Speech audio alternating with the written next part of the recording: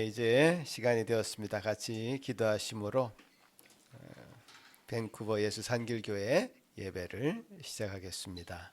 우리의 도움은 천지를 지으신 여호와의 이름에 있도다. 아멘. 거룩하신 하나님 아버지, 참 감사합니다. 우리 안에 하나님을 열망하는 마음 주시고 예배하고자 하는 마음 주셔서 저희들 이 자리에 불러 모아 주신 것 감사합니다. 주님이 아니시고는 성령이 아니시고는 누구도 하나님 앞에 나아가고자 하는 마음을 주지 않은 줄 압니다. 주님, 성령께서 이 자리에 함께 하시고 우리의 귀한 마음 주셔서 주님 앞에 나아갈 때에 주님 하늘 문을 여셔서 하늘의 말씀 우리에게 허락하시고 우리가 아멘으로 화답하는 귀한 예배의 교통이 있게 도와 주옵소서. 주님께 모든 것을 부탁드립니다. 감사하고 예수님 이름으로 기도합나이다. 아멘. 다 같이 일어나서 찬송 드립니다.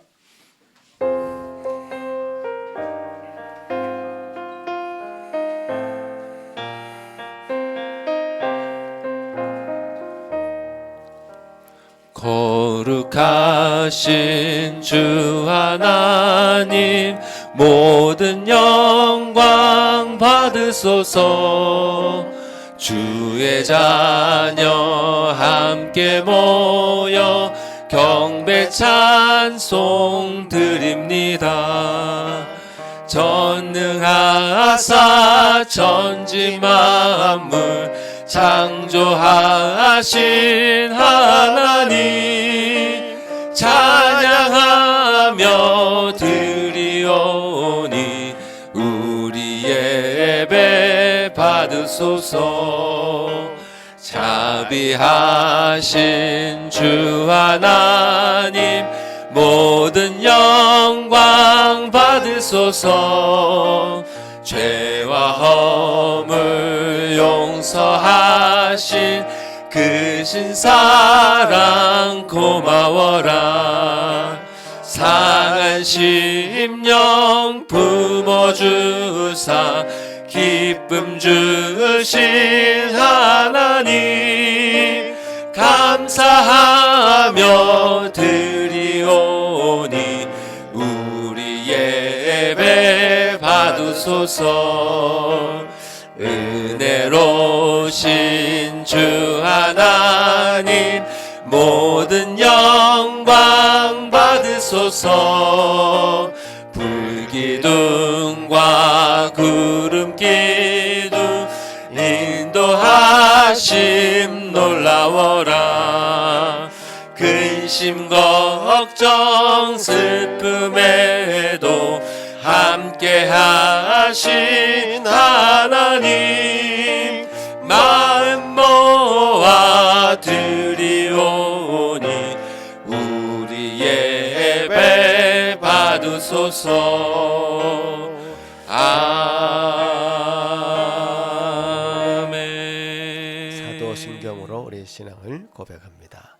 전능하사 천지를 만드신 하나님 아버지를 내가 믿사오며 그 외아들 우리 주 예수 그리스도를 믿사오니 이는 성령으로 잉태하사 동정녀 마리아에게 나시고 본디오 빌라도에게 고난을 받으사 십자가에 못 박혀 죽으시고 장사한 지 사흘 만에 죽은 자 가운데서 다시 살아나시며 하늘에 오르사 전능하신 하나님 우편에 앉아 계시다가 저리로서 산자와 죽은 자를 심판하러 오시리라. 성령을 믿사오며 거룩한 공예와 성도가 서로 교통하는 것과 죄를 사하여 주시는 것과 몸이 다시 사는 것과 영원히 사는 것을 믿사옵나이다. 아멘. 십계명을 낭독합니다. 하나님이 모든 말씀으로 말씀하여 이르시되 나는 너를 애굽 땅 종되었던 집에서 인도하여 낸 내 하나님 여호와니라. 제1은 너는 나 외에는 다른 신들을 내게 두지 말. 제2는 너를 위하여 새긴 우상을 만들지 말고 또 위로 하늘에 있는 것이나 아래로 땅에 있는 것이나 땅 아래 물 속에 있는 것에 어떤 형상도 만들지 말며 그것들에게 절하지 말며 그것들을 섬기지 말라.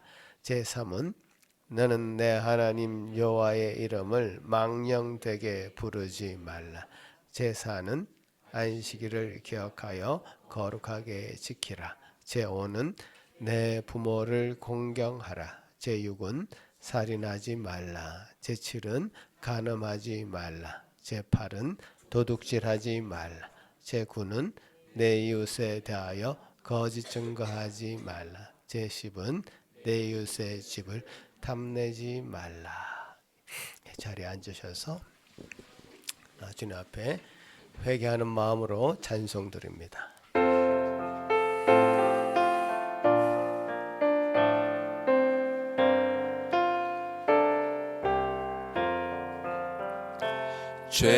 죄짐에 눌린 사람은 다 주께 나오라.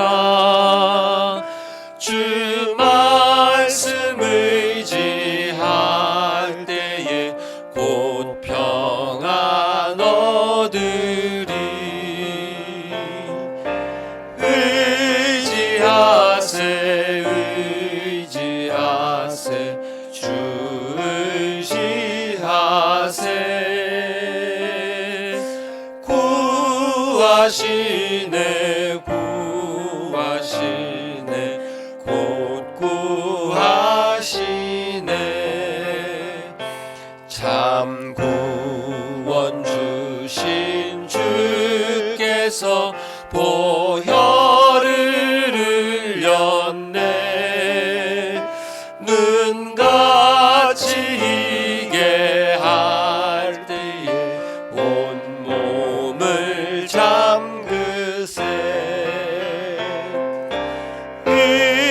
의지하세 의지하세 주 의지하세. 구하시네 구하시네 곧 구하시네. 길 되신 우리 구세주 늘 인도하시네. 너 지체 말고 믿으면 참 복을 받겠네. 의지하세 의지하세 주 의지하세. 구하시네 구하시네 곧 구하시네. 온 성도 하나 되어서 영광 길 걸으면 한없는 은혜 받아서 영원히 누리리. 의지하세 의지하세 주 의지하세. 구하시네 구하시네 곧 구하시네.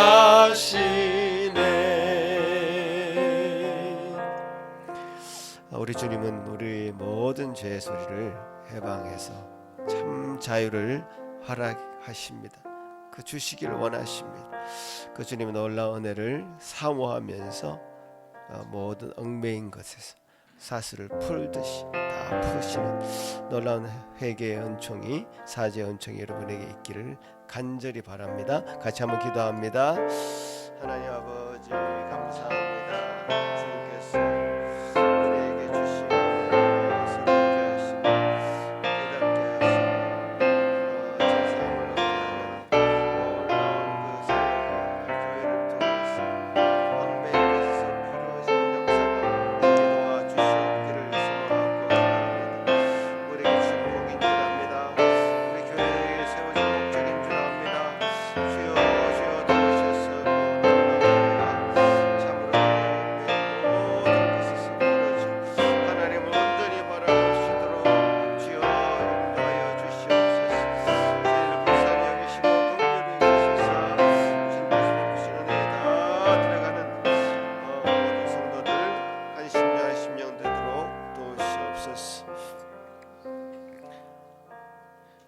미워하는 마음이 상한 자를 가까이 하시고 충심으로 통회하는 자를 구원하시는도다.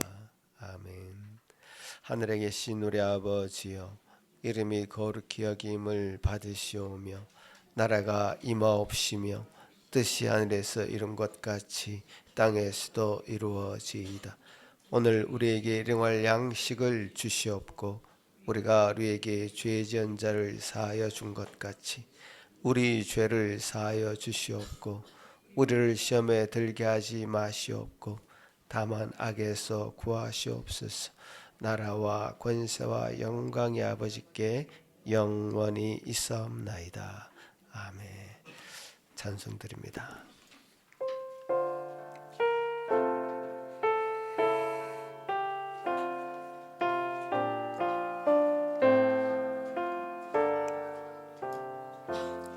내 임금 예수 내 주여, 이제이니 주님 앞에 한없는 은혜 받고서 내 생명 모두 드리오니 그 풍성하시는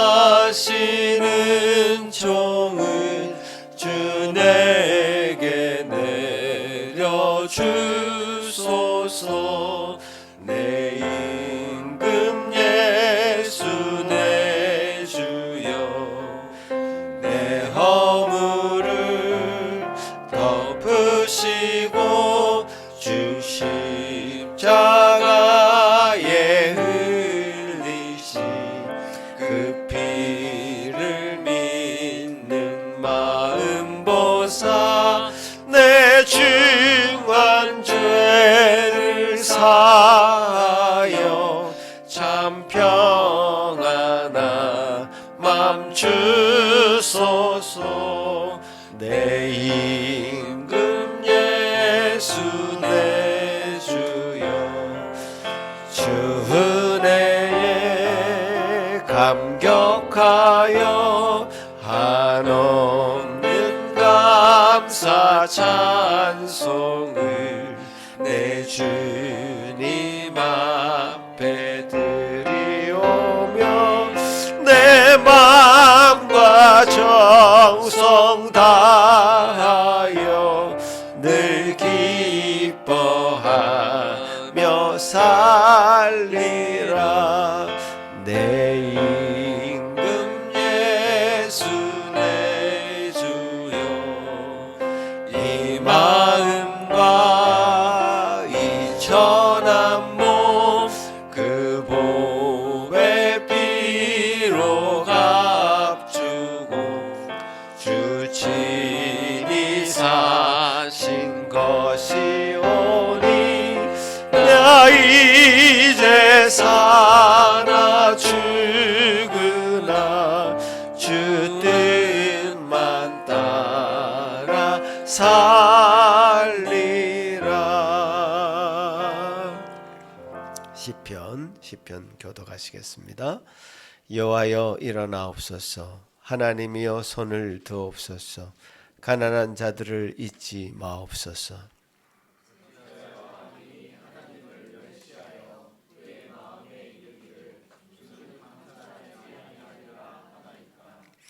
주께서는 보셨나이다. 주는 재앙과 원한을 감찰하시고 주의 손으로 갚으려 하시오니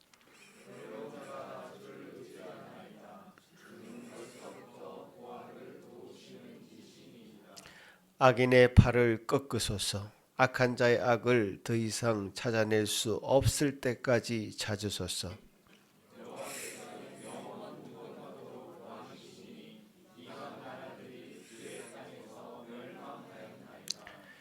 여호와여, 주는 겸손한 자의 소원을 들으셨사오니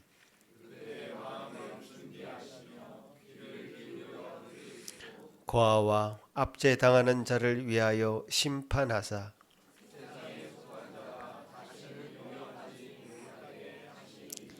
아멘. 이 시간 예배를 위해서 고희선 집사님 기도하실 때 다 같이 한 마음으로 기도하시겠습니다. 할렐루야. 하나님을 찬양합니다. 호흡이 있을 때 우리 주 하나님을 매일매일 찬양하오리이다. 영광과 존귀와 경배를 받으실 하나님 아버지, 우리를 사랑하시어 아들 예수님을 친히 나무에 달리게 하시고 그 몸으로 우리 죄를 담당하게 하시며 우리로 죄에 대하여 죽고 의에 대하여 살게 하신 거룩하신 하나님, 지금 이 순간에도 우리들을 부르시고 더 가까이 오게 하시며 하나님이 만들어 놓으신 그 아름다운 모습으로 살아가라고 끝까지 우리를 놓지 않고 지금도 부르시며 하나님께 더 가까이 오게 하시는 신실하신 하나님, 우리들의 이 예배를 받아주시옵소서. 영과 진리로 드리는 이 예배를 기쁘게 받아주시옵소서. 때로는 하나님의 방향과 어긋나게 갈 때도 있고 때로는 하나님의 마음과 생각에 다르게 벗어날 때도 있지만 저희들을 불쌍히 여겨주셔서 하나님의 자비로 우리들을 진리 안에 거하게 하여 주시오며 마음과 뜻과 정성과 힘을 다하여 하나님을 사랑하게 하여 주시옵소서. 나라들이 어수선합니다. 전쟁과 기근, 무질서로 아수라장이 되며 하나님의 나라가 아닌 악의 세력에 들끓고 있습니다. 하나님 도와주시고 살려주세요. 진리의 말씀으로 교회를 살려주시고 가정을 세워주시며 나라를 다스려 주시어 질서가 있고 평화가 있는 하나님의 나라가 임하게 하여 주시옵소서. 말씀을 전하시는 이찬욱 목사님을 기억하시어 성령 충만하게 하시며 선포하시는 하나님의 말씀이 우리들의 삶에 현실이 되어지는 것을 보게 하여 주시옵소서. 감사합니다. 이 예배를 끝까지 지켜주시고 우리들의 지혜가 되시고 우리들의 의로움이 되시며 우리들의 거룩함과 구원함이 되신 예수님의 이름으로 기도합나이다. 아멘.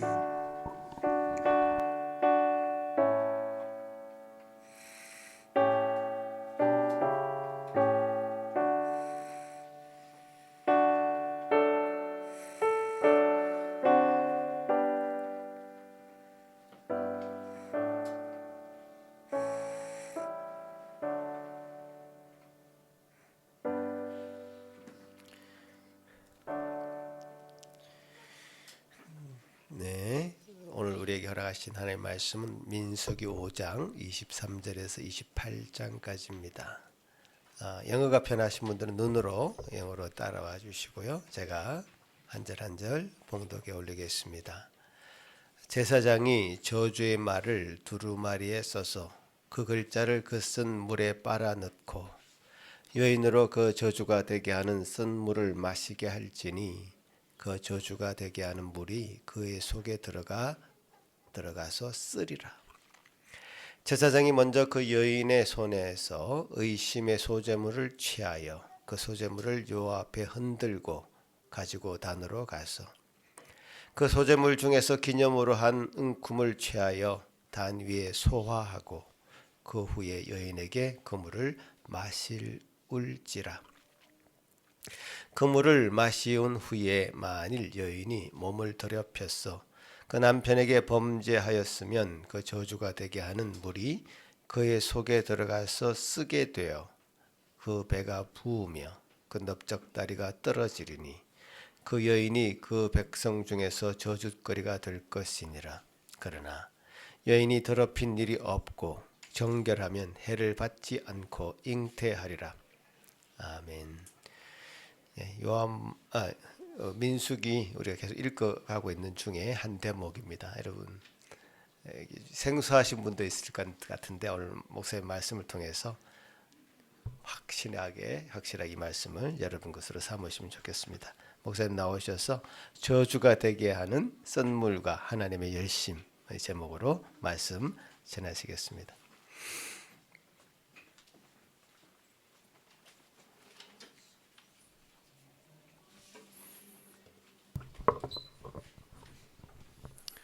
예, 레위기를 지나서 이제 민수기에 접어들었습니다.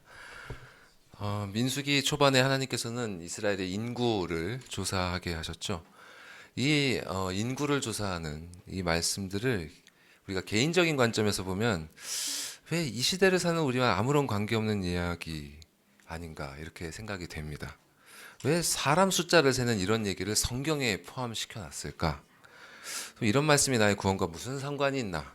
도대체 여기서 무슨 영적인 유익을 얻을 수 있나 이런 생각이 들죠.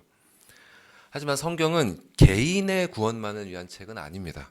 하나님께서는 성경을 통해 당신의 백성들을, 즉 공동체를 또 어떻게 구원하시는지, 그리고 어떻게 당신의 나라를 건설해 가시는지를 보여주십니다. 그래서 출애굽기에서는 당신의 백성들을 구원하시고 그들과 언약을 맺으신 것을 보여주셨고요. 또 레위기에서는 당신의 백성들이 그 언약 안에서 어떤 법을 지키며 살아가야 하는지를 또 알려주셨고, 이렇게 또 지금 우리가 이제 읽고 있는 민수기 초반에는 당신의 백성들이 어떻게 구성되어 있는지를 스스로 파악하게 하시고 또 그들이 서로 어떤 질서 가운데 있어야 하는지를 알려주고 계십니다. 자, 오늘 본문은 바로 이런 흐름에서 이어진 것이죠. 이제 본래는 오늘 본문이 11절부터 5장 11절부터 31절까지인데요. 다 읽기 길어서 이제 후반부 1분만 읽은 것입니다. 자, 민수기 1에서 4장까지의 내용을 통해서 이렇게 당신의 나라의 질서를 세우신 하나님께서는 민수기 5장에 들어와서는 그런 질서를 파괴하는 죄들을 어떻게 다루어야 하는지에 대해서 말씀하고 계십니다. 그래서 여기서는 죄를 세 가지 측면에서 다루고 있어요. 그래서 첫 번째는 부정함의 측면에서 죄를 다룹니다. 지난주 우리가 황 목사님의 말씀을 통해서 들은 것처럼 부정한 사람은 하나님과 함께 할 수 없죠. 그래서 1절에서 4절까지는 원죄로 인해 부정함을 입은 사람들을 어떻게 처리해야 할지를 말씀하고 있습니다. 그리고 두 번째로 다루는 죄의 측면은 범죄성이에요. transgression. 예. 그래서 5절에서 10절은 죄를 지어서 여호와를 거역하고 공동체에 해를 입힌 사람들에게 어떻게 그 죄값을 치르게 해야 할지를 가르치고 있는 것입니다. 자, 그러면 여기서 이어지는 오늘의 본문은 죄의 어떤 측면을 다루고 있는가? 어떤 측면일까요? 바로 죄의 불성실함입니다. unfaithfulness. 신실하지 못한 거죠. 근데 여러분 이미 읽어보셨겠지만 이 본문의 내용을 이해하는 것이 참 쉽지 않아요. 또 어떻게 보면 좀 불편하게 여겨지기도 합니다. 근데 여성을 차별하는 것 같고 또 막 무슨 이 미신적인 느낌이 들기도 하고, 그죠? 아마 오늘 본문이 모세 오경 중에서 뭐 여러 이해하기 어려운 본문들이 많이 있지만 그 중에서도 가장 이해하기 어려운 본문 중 하나가 아닐까 합니다. 그래서 유대인들한테도 그랬던 것 같아요. 그래서 유대인들이 쓴 그 탈무드 아시죠? 탈무드 중에 요 내용, 이 본문의 내용을 중점적으로 다루는, 집중해서 다루는 소타라는 논문이 있다고 합니다. 근데 그 내용을 보면 성경 본문에 없는 내용들을 추가해서 이 규례를 더욱 구체적으로 만들고 있는 걸 볼 수 있어요. 예를 들면 이런 내용을 거기다 넣었습니다. 자, 남편이 아내가 간음을 한 것으로 의심이 되면 오늘 본문에서는 이제 제사장에게 데려가잖아요. 근데 그렇게 제사장에게 데려가기에 앞서서 뭘 하냐? 먼저 2명의 증인 앞에서 경고를 해야 된다. 이런 내용을 추가를 하고 있어요. 그리고 그렇게 경고를 한 다음에도 여전히 아내가 의심되는 행동을 한다. 그러면 그때 비로소 이 법을 적용할 수 있다고 하는 것입니다. 또 이 법을 적용하더라도 이 의심을 받는 아내가 그 쓴 물을 마시잖아요. 그 쓴 물 마시는 것을 거부할 수 있는 권리가 있다. 또 이런 규정을 저기 추가를 하고 있습니다. 자, 여러분 어떤가요? 이런 내용들을 추가를 하면 그래도 좀 뭔가 좀 합리적인 것처럼 느껴지시나요? 네. 이것이 바로 유대인들이 하나님의 말씀을 지킨다고 할 때 하는 일들입니다. 그러니까 그들은 하나님의 말씀을 그대로 따르는 것이 아니라 자신들에게 더 납득이 가는 내용으로, 그리고 더 실천할 만한 내용으로 바꿔버렸어요. 이렇게 하나님의 말씀을 사람의 시각으로 재단하면서, 그러면서 정작 그 말씀이 주시고자 하는 진리는 놓쳐버리는 것입니다. 자, 그런데 이 말씀은요, 유대인들이 생각하는 것처럼 또 현대 우리가 느끼는 것처럼 그렇게 불공평하고 이상한 말씀이 절대 아닙니다. 그래서 이 안에는 하나님께서 당신의 자녀들에게 주시고자 하는 은혜의 진리들이 숨겨져 있어요. 자, 그 진리를 한번 찾아볼 텐데요. 근데 진리를 찾기 전에 먼저 선행되어야 될 것이 있습니다. 그것이 뭐냐면 이 말씀을 바라보는 우리의 시각을 교정하는 일이에요. 왜냐하면 이 말씀이 지금부터 대략 3,500년 전에, 그것도 우리와 비슷한 문화권, 동양 문화권도 아니라 저기 고대 근동에 살던 사람들에게 주신 말씀이기 때문입니다. 이 고대 근동에 살았던 대부분의, 거의 다라고 할 수 있겠죠. 그 문화들은 굉장히 가부장적인 문화였어요. 뭐 한국도 굉장히 가부장적인 문화에 있었습니다만 얼마 전까지도 뭐 비교할 수 없죠. 그래서 집안의 가장에게 정말 절대적인 권위가 있었습니다. 남성에게. 그리고 여성은 법적으로 아버지나 남편의 보호와 통제 아래에 있었고요. 근데 이런 문화가 정말 죄로 왜곡되어서 그 부작용이 지금까지도 이 근동 지방에서는 이어지고 있습니다. 예를 들어서 그 명예살인이라는 거 있잖아요. 여러분 들어보셨죠? 예. 집안의 명예를 훼손했다는 이유로 가족이나 친척을 죽이는 그런 악습이잖아요. 근데 대부분의 피해자는 여성입니다. 예. 대부분 여성이에요. 여성이 죽어나갑니다. 간음을 한 것으로 의심이 된다든지, 뭐 순결을 잃었다든지, 피해자인데도, 그죠? 그렇게 해서 순결을 잃었다든지 하는 이유로 지금도 적지 않은 여성들이 가족과 친척들에 의해서 죽임을 당하고 있다고 합니다. 매년 한 5,000명 정도 된다고 해요. 예. 지금도 이런 일들이 일어났는데 3,500년 전에는 어땠겠습니까, 여러분? 만약에 아내가 간음을 행한 것으로 의심이 된다면 당시의 남편들은 아무 증거도 없이 그저 의심이 된다는 이유만으로도 아내를 내쫓거나 죽이는 것이 허용되는 그런 분위기였을 겁니다. 이건 그냥 추측이 아니라 역사적인 기록을 통해서도 그런 분위기가 충분히 읽혀집니다. 그 함무라비 법전이라는 아주 유명한 법전이 있죠. 고대 근동에. 그 법률 문서가 있는데 이런 기록이 있습니다. 만일 어떤 여인의 간음 혐의에 대해서 물증은 없고 심증만 있을 경우에 그 여인은 자신의 결백을 증명하기 위해서 스스로 깊은 강물에 뛰어들어야 됩니다. 그래서 거기서 살아나오면 무죄한 것이고 거기서 빠져 죽으면 유죄예요. 거기가 뭐 그냥 깨끗한 물만 있겠습니까? 온갖 동물이 다 있을 텐데. 오늘 본문은 바로 이런 사회적 배경에서 나온 말씀입니다. 그러니까 이 법은 아내들의 탈선을 막을 뿐만 아니라 남편의 근거 없는 분노로부터 무고한 아내들을 보호하기 위해 주어진 것이에요. 이 법 덕분에 의심을 받은 아내들은 목숨을 걸고 강물에 뛰어들거나 하는 그런 방식으로 자신의 결백을 증명할 필요도 없었고 이유 없이 쫓겨나거나 죽임을 당하지 않을 수 있었습니다. 그리고 아내가 의심되는 남편들은 자기 마음대로 아내를 처분할 수 없었고 하나님의 법대로 따라야 했어요. 또한 아내가 의심받는 상황에 대한 법만 있고 남편이 의심받는 상황에 대한 법이 없는 것이 또 마음에 불편하잖아요. 현대인들에게는. 그것도 바로 그런 이유 때문이었습니다. 왜냐하면 당시 남편에게는 아내를 내쫓거나 죽일 수 있는 권한이 있었지만 아내에게는 그런 힘이 없었기 때문에 아내의 의심으로부터 남편을 보호하는 법은 존재할 이유가 없었던 거예요. 게다가 간음을 저지른 증거가 명백하면 남자든 여자든 똑같이 사형에 처해야 했습니다. 레위기 20장 10절은 분명히 말씀합니다. 누구든지 남의 아내와 간음하는 자, 곧 그의 이웃의 아내와 간음하는 자는 그 간부와 음부를 남녀를 둘 다 반드시 죽일지니라. 이렇게 말씀을 통해서 확인할 수 있듯이 오늘 본문 말씀은 흔히 생각되는 것처럼 그렇게 여성을 부당하게 취급하는 말씀이 아닙니다. 오히려 사회적 약자였던 그들을 보호하는 동시에 불성실의 죄악으로부터 하나님의 백성들을 지키기 위한 규례였습니다. 자, 그럼 이 규례가 설명하고 있는 그 의식들은 또 어떤 의미를 갖고 있는지 살펴보겠습니다. 우리 눈에 참 이상해 보이는 이 의식들은 도대체 무슨 의미를 갖고 있을까요? 먼저 여러분 본문 15절을 보시면 보리가루 10분의 1 에바를 헌물로 드리라 이렇게 말씀하셨습니다. 이 10분의 1 에바, 보리가루 10분의 1 에바는 대략 한 2.2리터 정도 부피라고 해요. 그래서 무게는 한 1에서 한 1.3kg 정도 되는 무게라고 합니다. 예.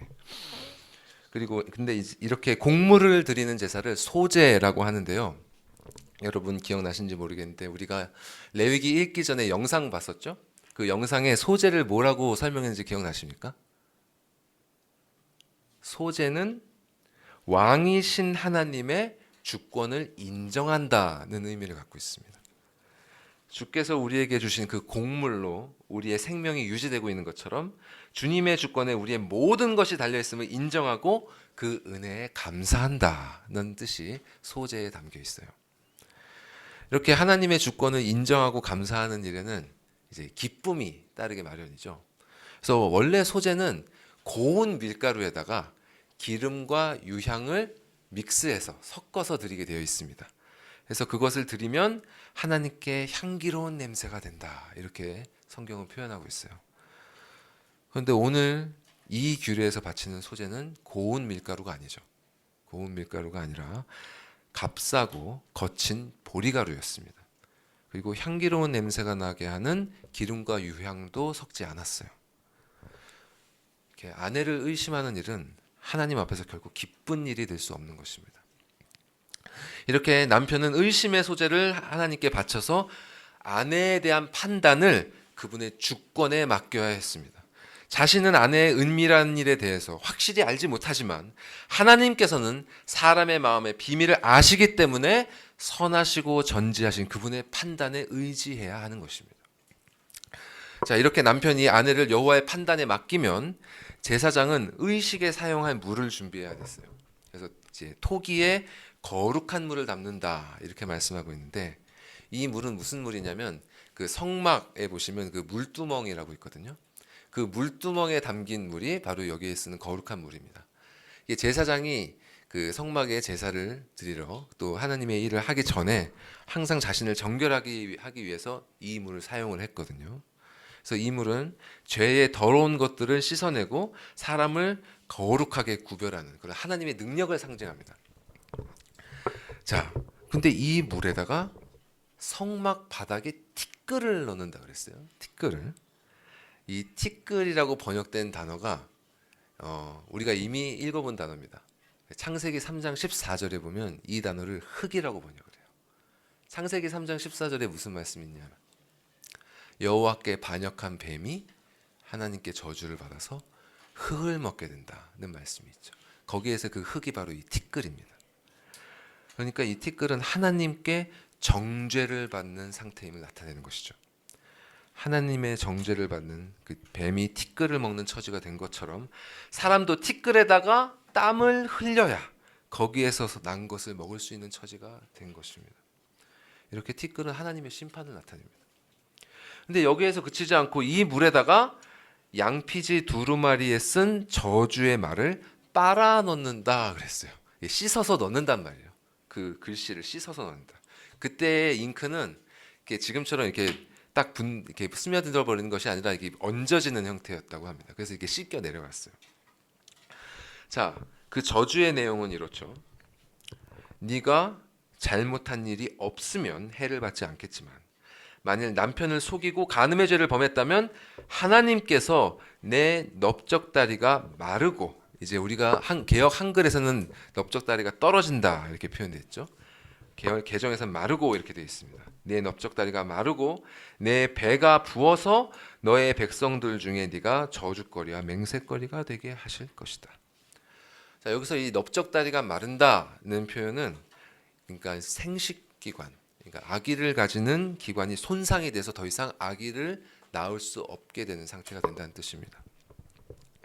그러니까 이 젊은 여인이 아이를 낳지 못하게 된다는 것은 생명력을 상실했다는 뜻인 동시에 하나님의 심판을 받았다는 의미죠.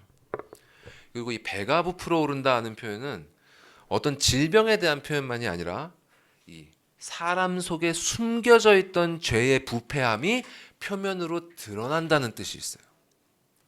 그래서 성경은 종종 하나님께서 이렇게 피부로 이렇게 드러나는 겉으로 드러나는 이런 질병들을 통해서 부패한 사람들을 심판하신다는 말씀이 많습니다. 자, 근데 어떻게 그 물을 마신다고 해서 이런 결과가 나올 수 있을까요? 뭐 그 티끌이나 뭐 거기에 쓴 잉크에 무슨 해로운 성분이 있어서 이런 일이 일어날까요? 그런 건 아닙니다. 제가 궁금해서 찾아봤어요. 그 당시에는 어떤 잉크를 썼는지. 예. 보니까 이제 나무를 태운 숯가루에다가 물을 넣고 거기다가 기름이랑 꿀을 넣어서 익혀가지고 이렇게 점도를 맞춰서 잉크로 쓴다고 합니다. 그러니까 사실 그렇게 해로운 성분이 없어요. 예. 티끌이라는 건 흙이잖아요, 그냥. 그리고 흙 많이 넣는 거 아니고 조금 이렇게 넣는 겁니다. 그러니까 맑은 물에다가 약간의 흙과 숯, 숯은 또 몸에 좋다고도 하잖아요. 넣어서 마시는 게 인체에 그렇게 해로운 게 아니에요. 그러니까 그런 결과가 난다는 것. 넓적다리가 마르고 배가 부풀어 오르는 그런 결과가 난다는 것은 이 물 때문이 아니라 이 물을 시험의 도구로 삼으신 하나님 때문인 것입니다. 그런데 이 의심을 받는 여인이 바로 이 물을 마시는 게 아니죠. 이 물을 마시기까지는 여러 절차를 거쳐야 됐어요. 먼저는 제사장을 따라서 여호와 앞에, 즉 번제단 앞에 서야 됩니다.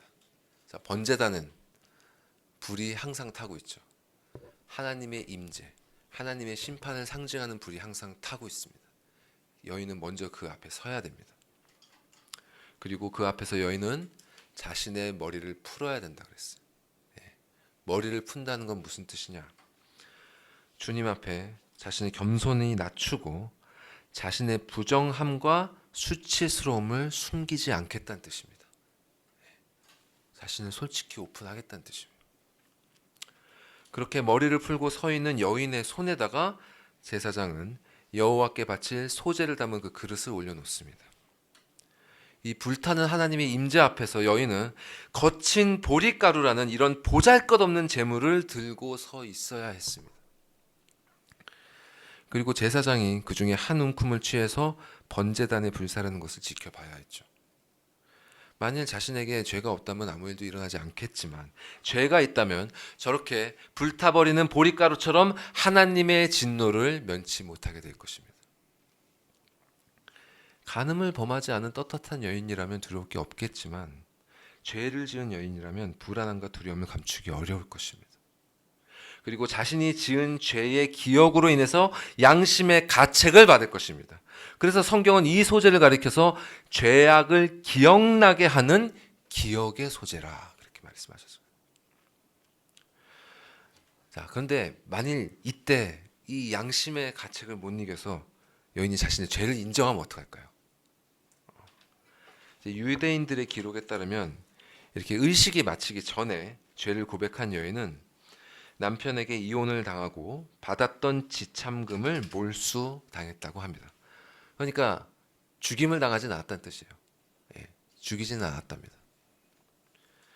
그러니까 이 시점에 이르면 죄를 지은 여인이라면 마음에 큰 시험을 받을 것입니다.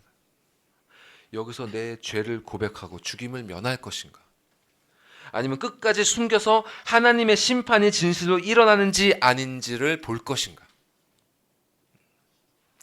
끝까지 하나님 앞에서 자신의 양심을 속이는 사람은 결국 저주가 되게 할 이 쓴 물을 마시게 될 것입니다. 자, 여기서 이 쓴 물이라 하면 그 맛이 쓰다기보다는 뭐 맛도 좋지 않겠지만 죄인이 그 물을 마셨을 때 따라오는 결과가 쓰다는 뜻이에요. 그 결과가 쓰다. 사실 이스라엘 백성들은 광야 생활을 시작하면서 이 쓴 물에 대한 기억을 가지고 있죠. 출애굽기 15장에 보면 홍해를 통과한 이스라엘 백성들이 광야에서 처음 발견한 식수가 바로 이 쓴 물이었다고 했습니다. 그때 사흘 길을 걸었거든요, 이스라엘 백성들이. 사흘 동안 길을 걸어갔는데도 마실 물을 얻지 못해서 확 목말라고 있던 차에 물을 발견하고 좋아해서 마셨는데 마시기 어려울 정도로 쓴 물이었다. 그래서 그곳의 이름을 마라라고 했다고 하죠. 쓰다라고 불렀다고 합니다. 자, 근데 성경은 그건 마라에 대해서 이렇게 기록을 하고 있어요. 출애굽기 15장 25절에 보면 거기서 즉 마라에서 여호와께서 그들을 위하여 법도와 율례를 정하시고 그들을 시험하셨다. 그러니까 이 쓴 물이라는 거는 하나님의 시험을 통해서 사람의 죄악이 드러나는 것을 상징하는 것입니다. 끝까지 하나님과 사람 앞에서 자신의 양심을 속인 여인은 결국 이 쓴 물을 마시게 될 것입니다. 그리고 결국 감추었던 죄악이 드러나고 그에 따른 쓰디쓴 결말을 맛보게 될 것입니다.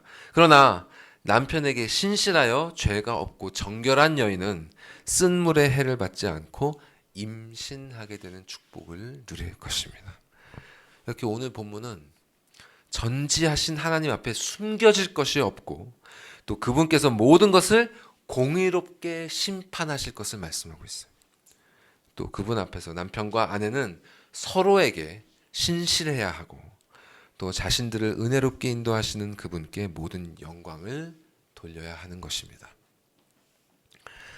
자, 우리에게 구약 성경만 있었다면 여기서 설교를 마쳐도 되겠죠.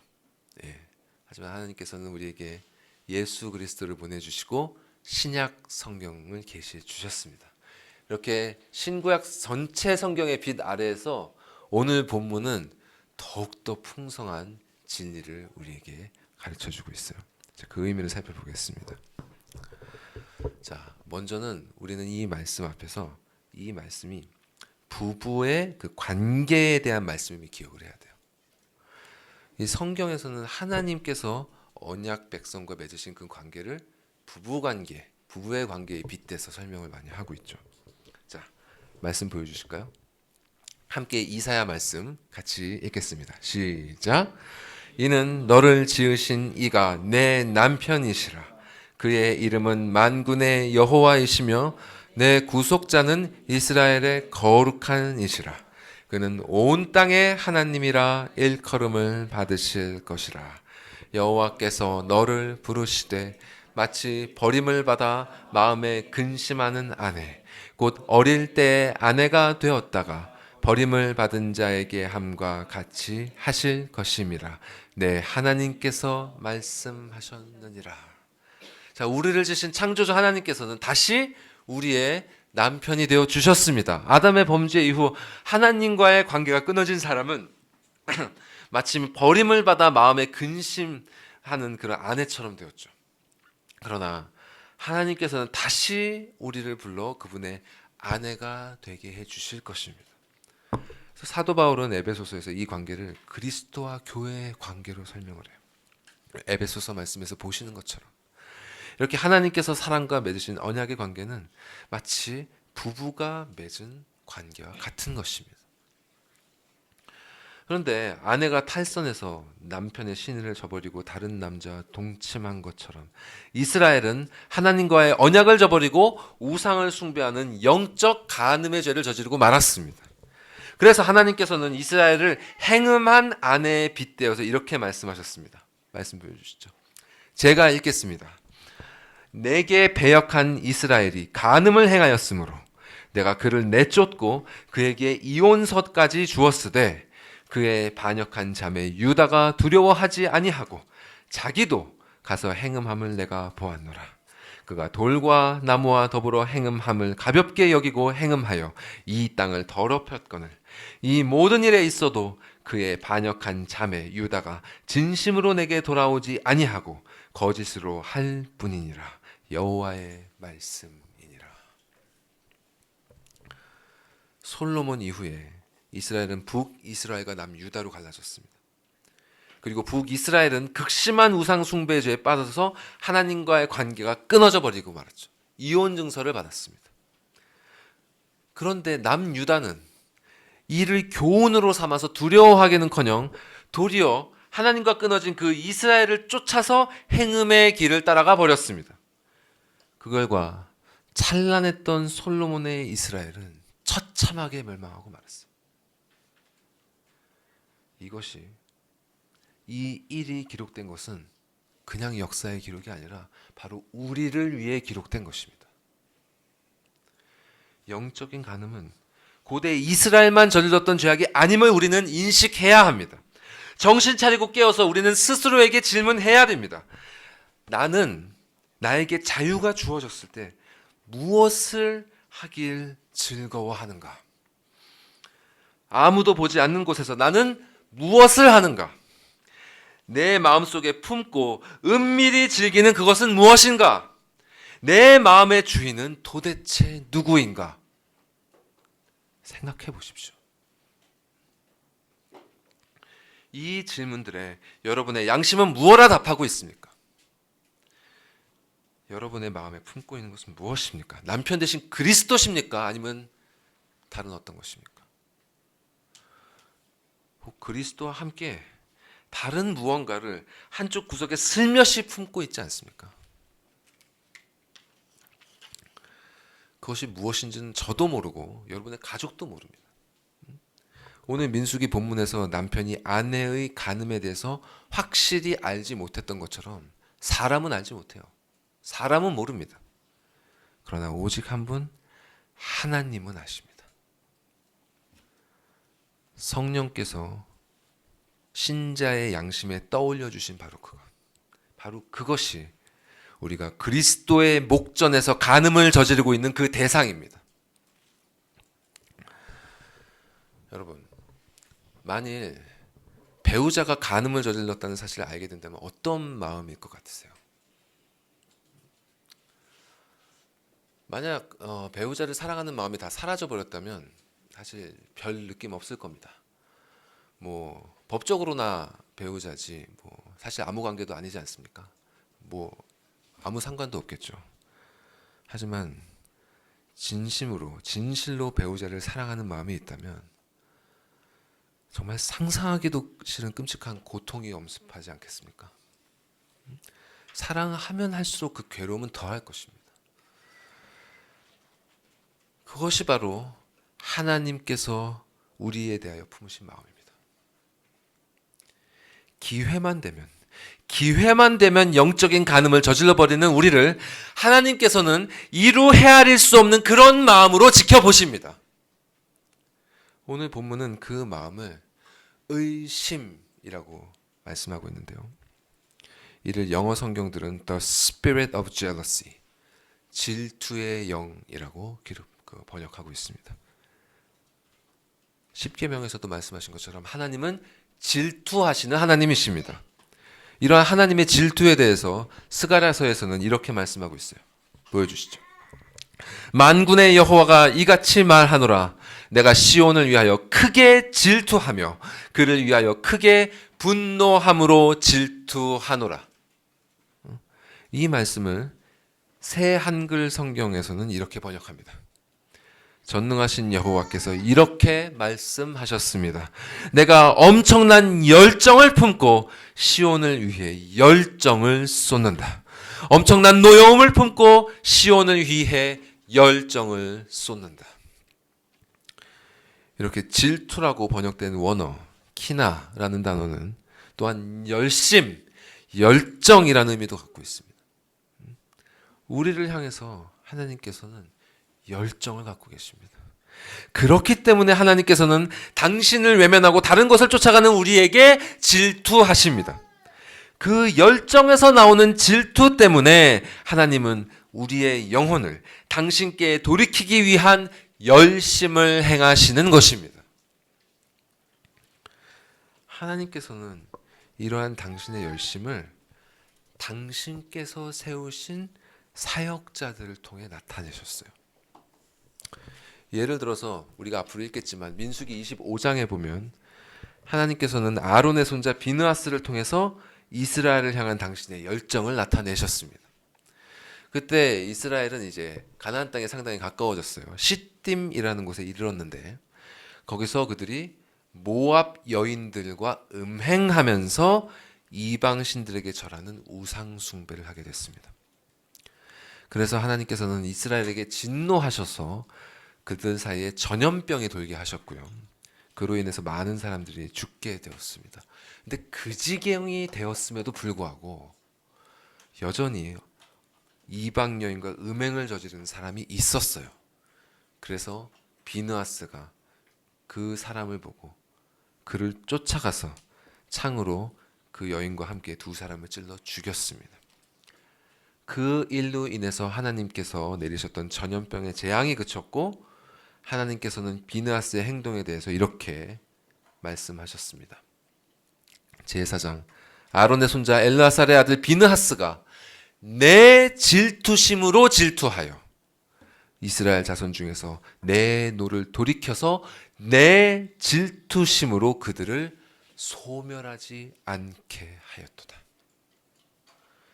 이렇게 하나님의 이 열정적인 사랑은 그분을 진심으로 따르는 사람들 역시 그분을 향한 사랑에 열심을 내도록 합니다. 그래서 사도 바울도 고린도후서에서 이렇게 고백하고 있는 것입니다. 내가 하나님의 열심으로 너희를 위하여 열심을 내노니 내가 너희를 정결한 처녀로 한 남편인 그리스도께 드리려고 중매함이로다. 여러분 이 마음을 아십니까? 이 마음을 아세요? 하나님의 그 사랑을 경험한 사람은 이 마음이 뭔지 압니다. 영원 전부터 택하신 사람들을 향한 그 하나님의 열심, 그들을 믿음으로 부르셔서 언약을 맺으신 그분의 열정, 이렇게 신실하지 못하고 음란한 우리를 위해 우리 이해하시는 그분의 질투하시는 사랑, 그 사랑 여러분 알고 계십니까? 부모의 사랑을 알지 못하는 자는 패륜하죠. 또 배우자의 사랑을 저버리는 자는 저주를 받아 마땅합니다. 아버지 하나님의 사랑을 외면한 자는 어때야 마땅하겠습니까? 그분의 목전에서 간음을 저지르는 자들은 영원한 형벌을 받아 마땅한 것입니다. 여러분, 우리의 영혼 지금 어떤 상태입니까? 우리는 우리를 향한 이런 하나님의 열심 앞에서 떳떳할 수 있습니까? 여러분은 여러분 앞에 놓인 이 저주가 되게 하는 쓴물을 마실 수 있습니까? 오늘 본문에 나온 의심받는 여인처럼 마지막 날에 하나님 앞에서 자신의 죄를 끝까지 부인하는 모든 사람의 앞에는 저주가 되게 하는 이 진노의 쓴 잔이 놓여질 것입니다. 여러분은 그 진노의 잔 마실 수 있습니까? 정녕 그 잔을 마심으로 하나님의 진노하심이 정말인지 아닌지를 그 영혼으로 확인하려 하십니까? 하나님께서는 믿고 회개하는 자에게 이 잔을 지나가게 하셨습니다. 하나님의 진노가 유월되게, 패스 오버 되게 하셨습니다. 그럼 이 진노의 잔 누구에게 갑니까? 바로 예수 그리스도께 갑니다. 예수께서는 겟세마네에서 땀이 피가 되도록 괴로워하시면서 아버지께 이렇게 기도하셨습니다. 내 아버지여, 만일 할만하시거든 이 잔을 내게서 지나가게 하옵소서. 그러나 나의 원대로 마시옵고 아버지의 원대로 하시옵소서. 이 잔에는 골로새서에서 말씀하고 있는 것처럼 우리를 거스르고 불리하게 하는, 즉 우리를 정죄하고 저주하는 법조문으로 쓴 그 증서가 녹아져 있습니다. 쓴 물에 저주의 말이 녹아져 있는 것처럼 이 증서가 녹아져 있습니다. 이 저주의 말이 쓰여진 물을 들이키심으로 예수께서는 우리를 향한 정죄의 법을 지워버리셨습니다. 우리 대신에 십자가라는 나무 위에 못 박히셨습니다. 자, 여러분, 이스라엘이 마라에서 쓴 물로 인해서 모세를 원망하고 있을 때 하나님께서는 모세에게 한 나무를 가리켜 물에 던지게 하셨고, 그러자 그 물이 달게 되었다고 성경은 말씀합니다. 하나님께서 가리키신 그 한 나무가 상징하는 것이 바로 예수 그리스도의 십자가입니다. 그 나무가 물에 던져짐으로 이스라엘이 마셔야 했던 쓴 물이 단물이 되어서 메말라가던 그들의 생명을 살렸듯이 그리스도께서 십자가에 못 박히심으로 우리가 마셔야 했던 저주와 사망이 되는 그 쓴 물은 축복과 생명이 되는 단물로 바뀌게 되는 것입니다. 여러분, 하나님의 열심으로 그 열심을 내었던 비느하스와 바울처럼 여러분께 열심으로 저도 권면을 드립니다.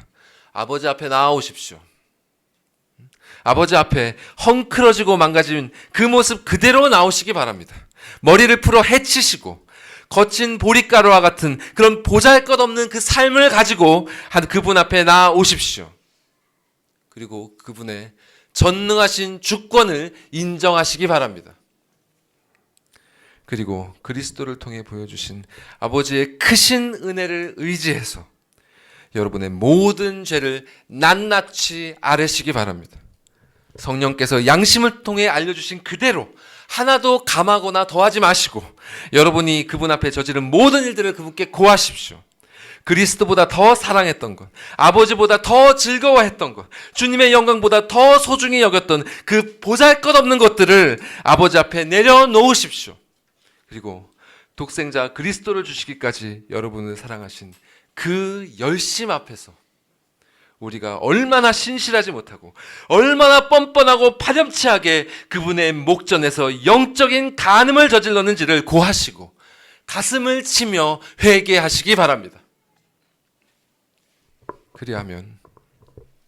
그리하면 우리의 대제사장이 되신 예수 그리스도께서는 그 거친 보릿가루와 같은 우리의 형편없는 삶도 그분 앞에서 향기로운 제사가 되도록 불살라 주실 것입니다. 그리고 우리가 마셔야 할 저주가 되게 하는 쓴물을 가져가서 친히 마셔버리시고 대신 우리에게는 당신과 하나가 되어 그분이 받으실 모든 복락을 누릴 수 있게 해주신 그 축복의 잔과 떡을 마시고 또 먹게 해주실 것입니다. 이것이 바로 우리를 대신해서 저주가 되게 하는 쓴물을 들이키신 예수 그리스도께서 얻어내신 결과입니다. 민수기 본문에선 자신을 더럽힌 일이 없고 정결한 여인은 쓴물의 해를 받지 않고 임신할 것이라 말씀하셨습니다. 그리스도께서는 아버지 앞에서 더럽히신 일이 전혀 없고 완전히 순결하신 분이기 때문에 쓴물의 해를 입지 않으시고 많은 생명을 잉태하여 낳으셨습니다. 그 생명이 바로 거듭난 신자들이고 주님의 순결한 신부가 된 교회입니다. 교회 여러분, 곧 신랑이 오십니다. 그날이 언제인지 모르지만 어느새 우리도 모르게 그날이 속히 닥칠 것입니다. 그날이 오기 전에 우리의 영적인 음행을 멈춰야 하지 않겠습니까? 그분 앞에 정결한 신부로 준비해야 하지 않겠습니까? 비록 그 준비함에 있어서 이 세상의 간교함과 이 영혼의 음란함으로 인해서 가슴을 치는 고통과 애통함을 완전히 피할 수는 없지만 우리와 함께 해주시는 성령께서는 기필코 신자의 영혼을 그분 앞에 정결한 신부로 준비시켜 주실 것입니다. 그리고 마침내 맞이하게 될 그 날에 아버지께서는 우리의 모든 눈물을 닦아주시고 당신의 장막에서 우리와 영원토록 함께 하실 것입니다. 이 약속의 말씀 보여주십시오. 자, 이 약속을 우리 영혼의 참된 위로와 소망으로 삼으시고 이 약속이 이루어질 그 날까지 아버지의 열심, 그 아버지의 열정적인 사랑에 사로잡히셔서 끝까지 견디는 은혜를 누리시길 진심으로 축원합니다. 함께 이 말씀을 읽도록 하겠습니다. 시작. 또 내가 봄에 거룩한 성 새 예루살렘이 아버지 하나님께로부터 하늘에서 내려오니 그 준비한 것이 신부가 남편을 위하여 단장한 것 같더라. 내가 들으니 보좌에서 큰 음성이 나서 이르되 보라, 하나님의 장막이 사람들과 함께 있음에 하나님이 그들과 함께 계시리니 그들은 하나님의 백성이 되고 하나님은 친히 그들과 함께 계셔서 모든 눈물을 그 눈에서 닦아 주시니 다시는 사망이 없고 애통하는 것이나 혹하는 것이나 아픈 것이 다시 있지 아니하리니 처음 것들이 다 지나갔음이러라. 아멘. 기도하시겠습니다.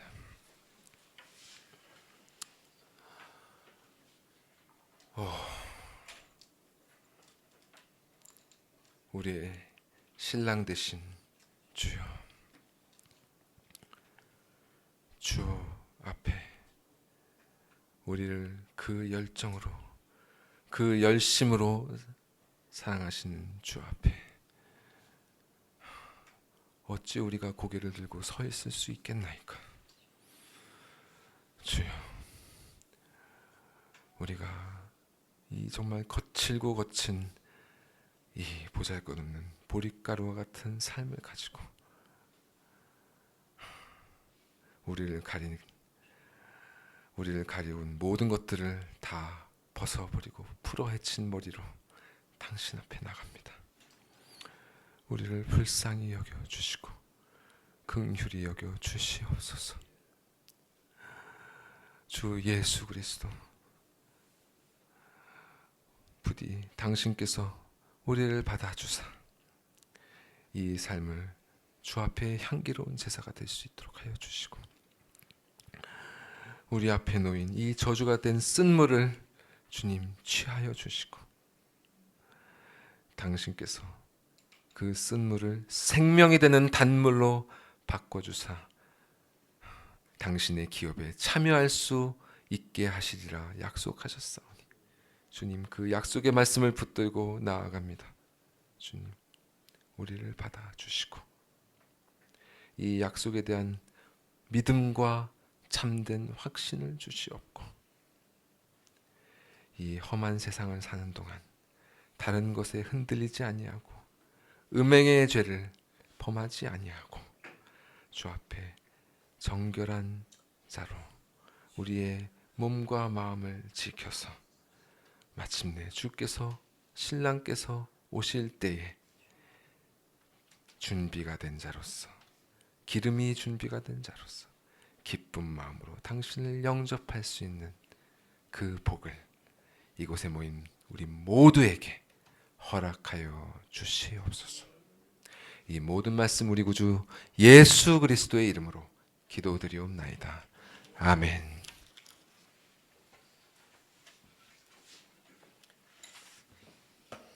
다 같이 일어나서 주신 말씀 기억하시면서 찬송 드립니다.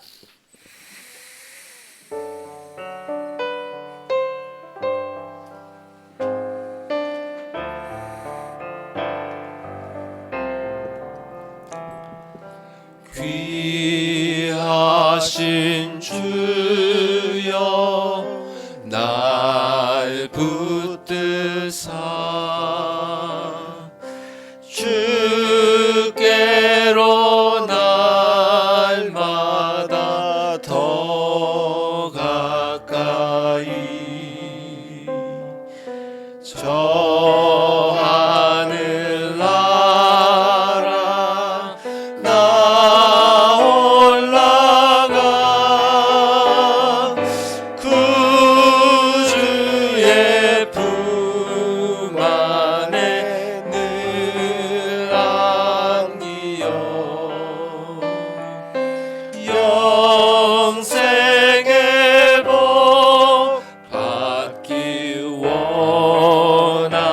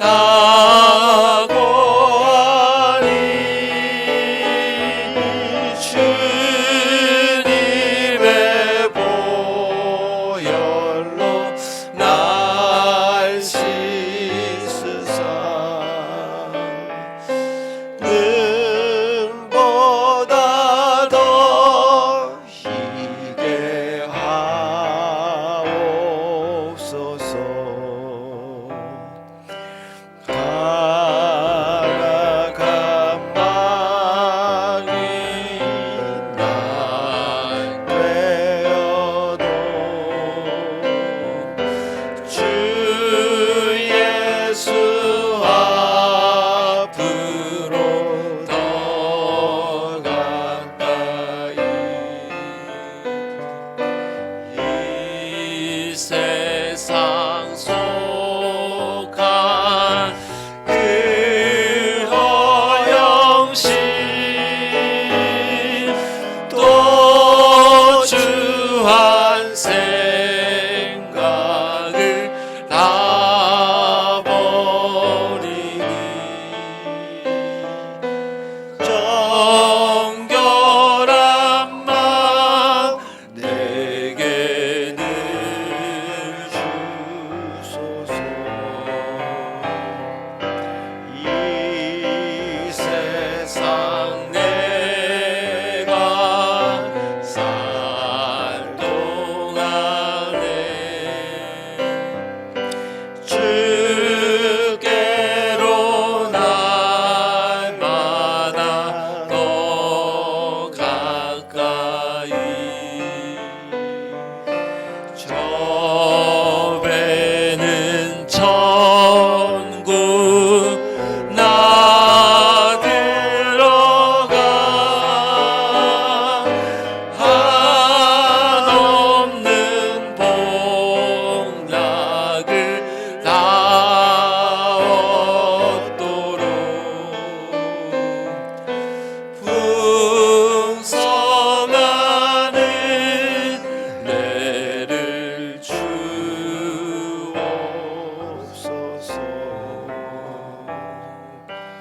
아멘.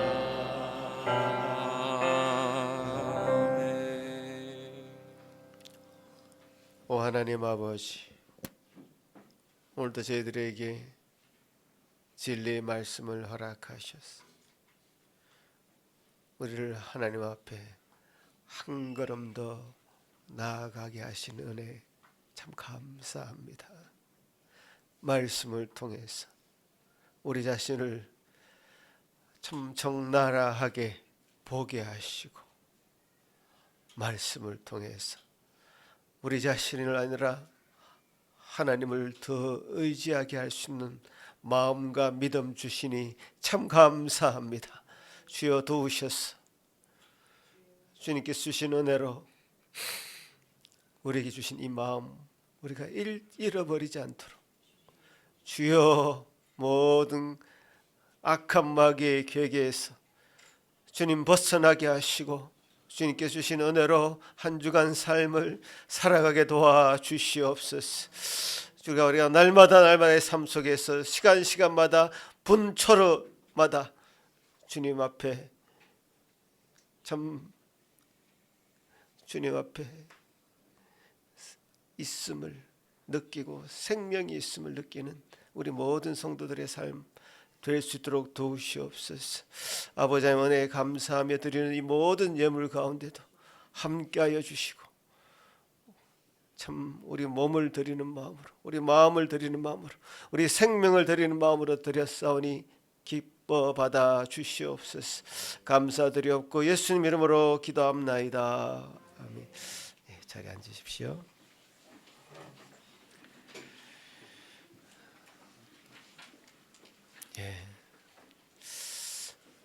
진리의 말씀을 통해서 여러분의 마음이 열어지고 눈이 열렸으리라 저는 생각합니다.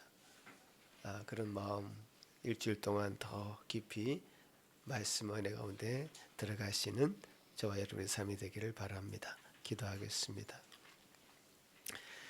이제는 우리 주 예수 그리스도의 크신 은혜와 하나님 아버지의 극진하신 사랑하심과 성령 하나님의 위로하심과 교통하심이 참 우리가 받아야 될 그 저주를 한 몸에 받으시고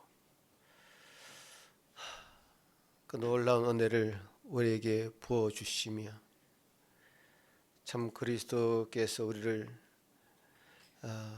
당신께서 보내심을 받은 것처럼 하나님의 열심으로 우리를 보내셨사오니 그 보내심을 받은 자로서의 사명을 감당하기를 원하는 여기 머리 숙인 모든 성도들과 그 가정 위에 지금부터 영원토록 함께 있을지어다. 아멘.